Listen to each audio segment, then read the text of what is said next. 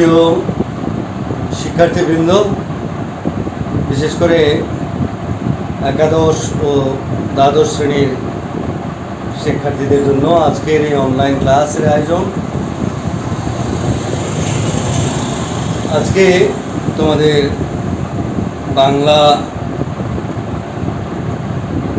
আবশ্যিক সাহিত্য পাঠ থেকে মানিক বন্দ্যোপাধ্যায় এর বিশেষ একটি গল্প মাসি পিসি। অসাধারণ একটি গল্প। মানিক বন্দ্যোপাধ্যায় জন্মগ্রহণ করেছেন 1908-1956।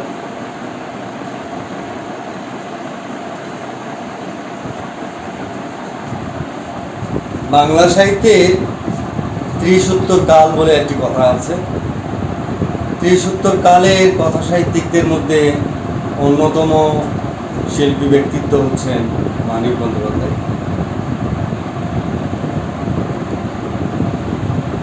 মার্ক্সবাদকে তিনি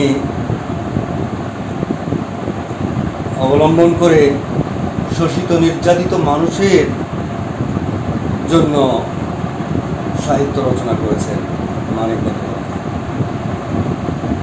মানিক বন্দ্যোপাধ্যায় সম্পর্কে তোমাদের জানা আছে, তোমরা পদ্মা নদীর মাঝি পড়েছ। বিখ্যাত উপন্যাস বাংলা সাহিত্যে পদ্মা নদীর মাঝি। আজকে আমরা উপন্যাস পড়ব না। মানিক বন্দ্যোপাধ্যায়ের উপন্যাস না পড়লেও তার কিছু উপন্যাসের নাম তোমাদের জানা আবশ্যক। পদ্মা নদীর মাঝি, দিবারাত্রির কাব্য, জননী ইত্যাদি তার বিখ্যাত উপন্যাস শিল্প। আজকে পড়ব আমরা তার শ্রেণী সংগ্রামের উপর ভিত্তি করে লেখা একটি ছোট গল্প মাসি পিসি। মানিক বন্দ্যোপাধ্যায় সম্পর্কে একটু বলে নিতে হয়।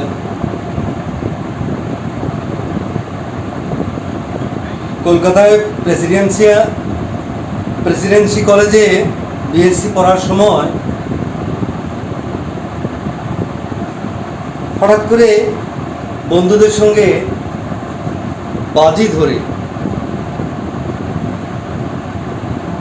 তিনি গল্প লিখলেন।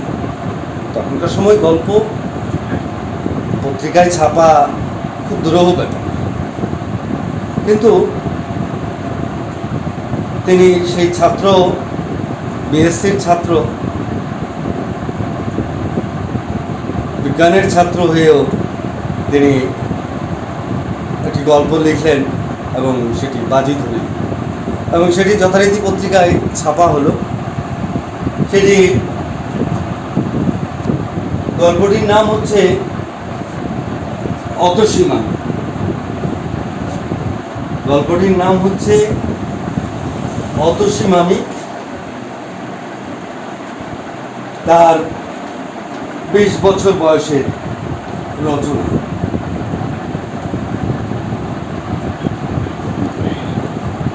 এরপরে তিনি নিয়মিত লিখে গেছেন এবং তার প্রথম লেখাতেই তিনি সাফল্য লাভ করেছেন। প্রথমে বলছিলাম যে ত্রিসত্তর কালের কথা সাহিত্যিকদের যে বিপ্লব, সেটি শ্রেণী সংগ্রামের বিরুদ্ধে, নির্যাতিত মানুষের পক্ষে লেখনী ধারণ করতেন ত্রিসত্তর কালের কথা সাহিত্যিক। তাদের মধ্যে অন্যান্যরাও রয়েছেন, বিষ্ণুদেব, ওয়ালিউল্লাহ সহ আরও অনেকে। তো মানিক বন্দ্যোপাধ্যায়ের পদ্মা নদীর মাঝি যদি পড়ো, সেখানেও দেখবে যে ধীবর সম্প্রদায়ের মানুষকে নিয়ে, যাযাবর শ্রেণীর নিচ কিংবা অস্পৃশ্য শ্রেণীর মানুষকে নিয়ে তিনি গল্প লিখেছেন। তার গল্পের উপযুক্ত বিষয়, উপন্যাসের উপযুক্ত বিষয় হয়ে উঠেছে সমাজের একেবারে নিম্ন শ্রেণীর মানুষ ব্রাত্যজনদের নিয়ে লেখালেখি করেছেন। এই যে তার বৈষম্যমূলক সমাজ ব্যবস্থা, তাকে তুলে ধরাই ছিল মানিক বন্দ্যোপাধ্যায়ের কাজ। তিনি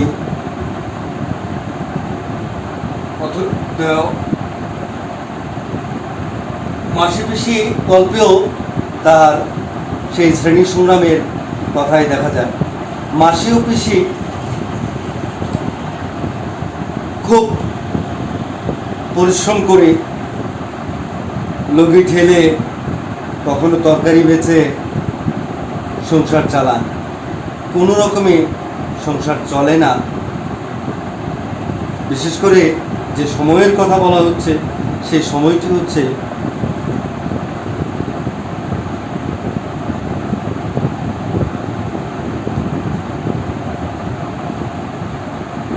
উনিশশো 30 থেকে 60-এর দিকে। একেবারেই নিম্নবিত্ত মানুষের যে জীবন জীবিকা, সেই জীবন জীবিকাকে তুলে ধরেছে। সেই জীবন জীবিকায় উঠে এসছে মাসি পিসির কথা। মাসি আর পিসি, মাসি হচ্ছে মায়ের যে বোন, তাকে বলা হয় মাসি। আর পিসি হচ্ছে বাবার যে বোন, তাকে বলা হয় পিসি। এটি তোমরা সকলেই জানো। তো এই মাসি আর পিসি দেখা যায় এই গল্পের যে কাহিনী যাকে নিয়ে আবর্তিত হয়েছে, সে হচ্ছে আহ্লাদি। আহ্লাদিকে ঘিরেই এই গল্পের কাহিনী আবর্তিত হয়েছে। আহ্লাদি হচ্ছে স্বামী পরিত্যক্তা একটি অল্প বয়সী মেয়ে।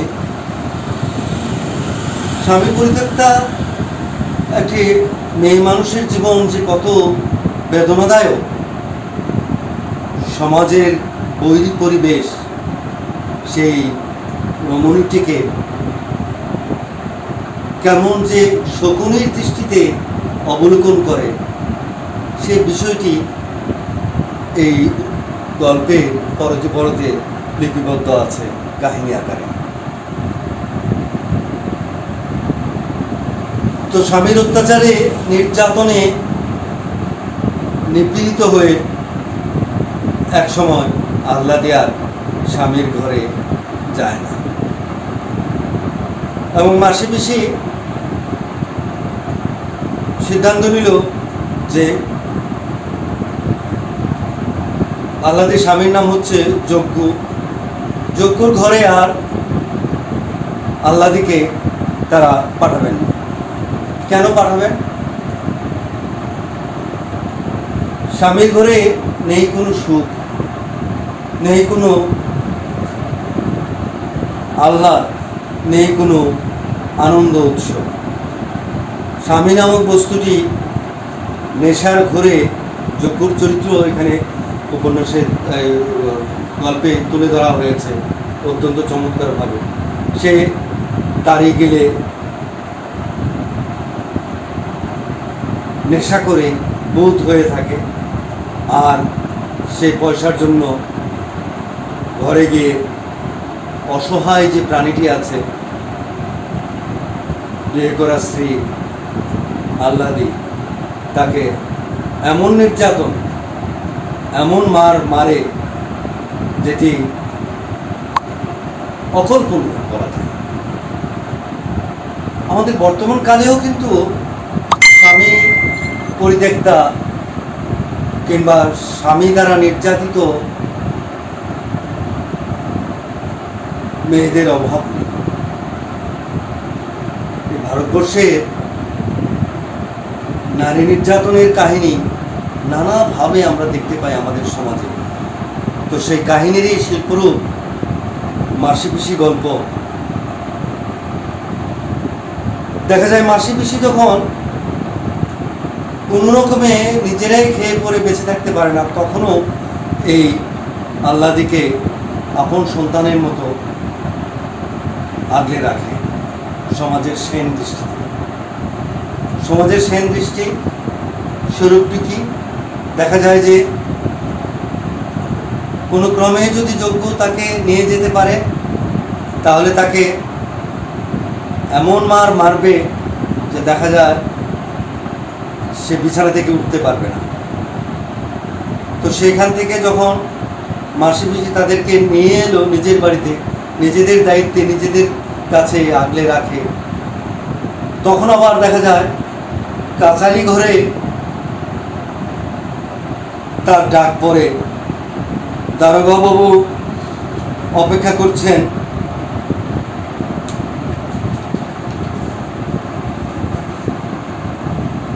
যেতে হবে।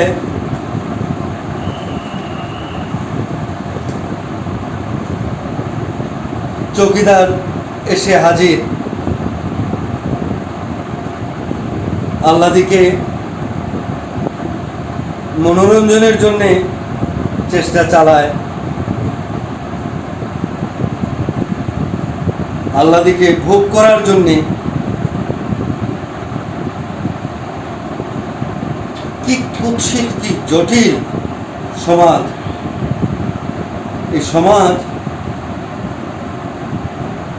একটি স্বামী পরিত্যক্ত কিংবা অভিভাবকহীন মেয়ে দেখলেই যেন তাকে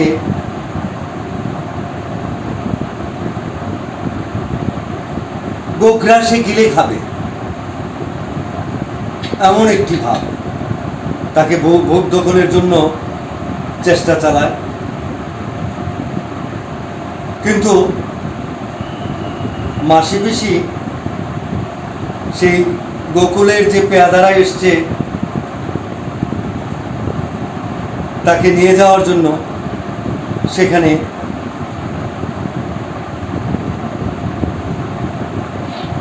তাদের রোষানল থেকে বাঁচানোর জন্য বহু কৌশল, দারোগার হুমকি, পুলিশের হুমকি, তারপর কি বলে যে কাছারির যে পেয়াদাদের খবরদারি, সেই সবকে বুদ্ধিমত্তায় দিয়ে ঠেকিয়ে দেয়। এবং এক সময় দেখা যায় যে তাদের ঘরে আগুন দেওয়ারও চেষ্টা করে এই সমাজপতি নামক ঘৃণ্য জঘন্যতম যে প্রাণীগুলো আছে, যারা আইনকে কবজা করে আইনের সহায়তা নিয়ে দারোগাবাবু, তথাকথিত দারোগাবাবুদের সহায়তা নিয়ে আবারও শকুনের মতো, চিলের মতো খাবলে খুবলে খাওয়ার যে প্রয়াস, সেটি রুখে দেয় মাসি পিসি তাদের আপন বুদ্ধিমত্তা। এই যে জীবন সংগ্রাম এবং শ্রেণী সংগ্রাম, এই শ্রেণী সংগ্রামের গল্প মানিক বন্দ্যোপাধ্যায়ের প্রতিটি গল্প এবং উপন্যাসে পরিলক্ষিত হবে। তোমরা যদি মূল বইটি পড়ো, তাহলে আমি মূল কথাটি, সার কথাটি বলেছি, তোমরা বুঝতে পারবে। তো বইয়ের সঙ্গে সম্পৃক্ত থাকো, কারণ তোমাদের পরীক্ষায় জ্ঞানমূলক প্রশ্ন থাকবে। 7টি প্রশ্নের উত্তর করতে গেলে 7টি জ্ঞানমূলক প্রশ্ন থাকবে, তারপর অনুধাবনমূলক প্রশ্ন থাকবে। এই যে জ্ঞানমূলক এবং অনুধাবনমূলক প্রশ্ন দুটি কিন্তু মূল বই থেকে থাকবে। এরপরে তোমার প্রয়োগ এবং উচ্চতর দক্ষতার যে প্রশ্ন, সেটি উদ্দীপক থেকে উত্তর করতে হবে। আমি আশা করি তোমরা বুঝতে পারছো। তো আমি একটি উদ্দীপক লিখেছি। আমাদের সমাজে নারীরা এখনো অবহেলিত। স্বামীর নির্যাতন হয়তো কোনো কোনো মেয়ের নিত্য সঙ্গী। এই নির্যাতনই হয়তো কখনো আত্মাহুতিরও কারণ হয়।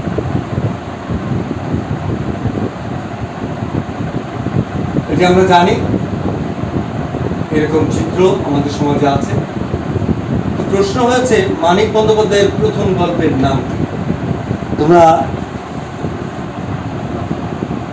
আমার কথাতেই পেয়েছ, মানিক বন্দ্যোপাধ্যায়ের প্রথম গল্পের নাম হচ্ছে অতসীমা।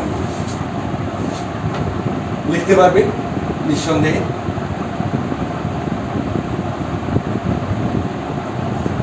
এর পরের প্রশ্ন হচ্ছে মাসির উপর পিসির একটা অবজ্ঞার ভাব, এটা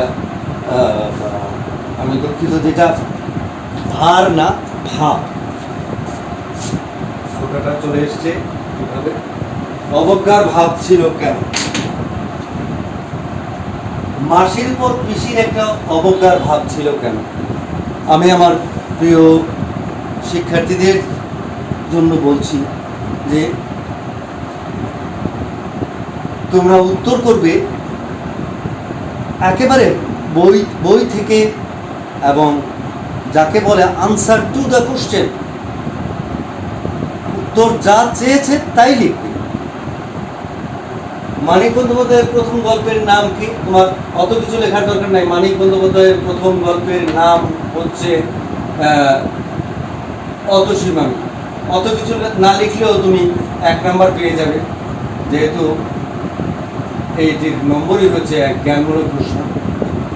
তুমি শুধু লিখবে অতসীমা, তাহলেই হয়ে যাবে। আচ্ছা, মাসির উপর পিসির একটা অবজ্ঞার ভাব ছিল কেন? আমরা জানি যে সম্পর্ক মাসি আর পিসিতে দুজনের সম্পর্ক হচ্ছে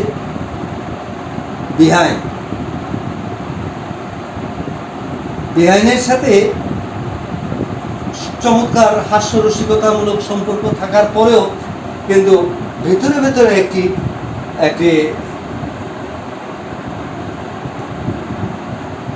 ঈর্ষামূলক একটা বিষয় কাজ করে। মানুষের মনোজগতে একটি নেতিবাচক দিক এবং একটি ইতিবাচক দিক আছে। সহজ করে না নিলে যেটি হয় সেটি হচ্ছে এই ঈর্ষার কারণ। যেমন মাসির উপর পিসি হচ্ছে কি? পিসি কার? পিসি হচ্ছে আল্লাদির। তাহলে আল্লাদির পিসি মায়ের বোন, সেই হিসাবে খুব কাছে। আর মাসি